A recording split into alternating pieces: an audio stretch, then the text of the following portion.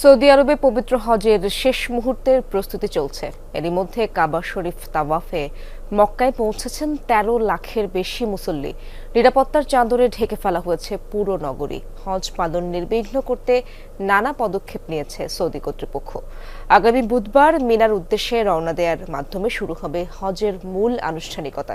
এবছর হজ পালন করবেন বিশ্বের বিভিন্ন দেশের প্রায় ১৮ লাখ মুসল্লি।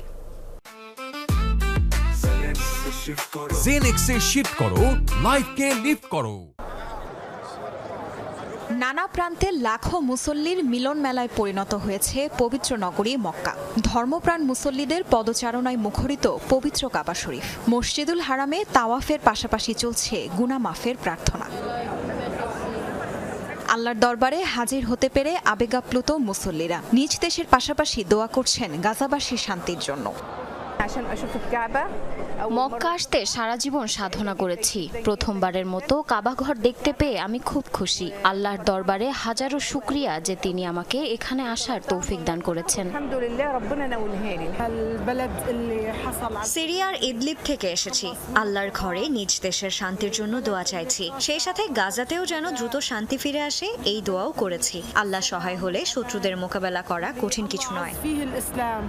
এবার হজ পালন করবেন প্রায় ১৮ লাখ মুসল্লি। এর মধ্যে সমুদ্র পথে গিয়েছেন ৫,০৮৮ জন।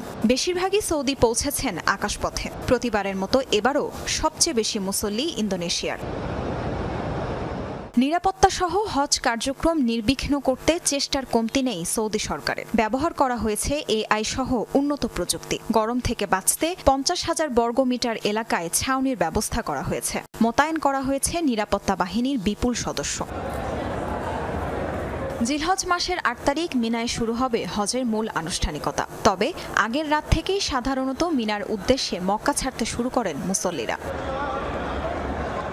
বুধবার সারাদিন মিনায় অবস্থান শেষে পরদিন আরাফাতের ময়দানের উদ্দেশ্যে রওনা হবেন মুসল্লিরা। আরাফাতে অবস্থানকে মূল হজ বিবেচনা করা হয়। সেখান থেকে মুজদালিফায় গিয়ে রাত যাপন শেষে শয়তানকে মারার জন্য পাথর সংগ্রহ করবেন হাজিরা। ১০ জিলহজ ঈদুল আজহার দিন জামাতে শয়তানকে পাথর মেরে কোরবানি দিয়ে মাথা মুন্ডন করবেন। এরপর কাবা শরীফ বিদায়ী তাওয়াফ করবেন তারা। ১১ ও ১২ জিলহজ বাকি আনুষ্ঠানিকতা পালনের মাধ্যমে হজ শেষ করবেন লাখো মুসল্লি।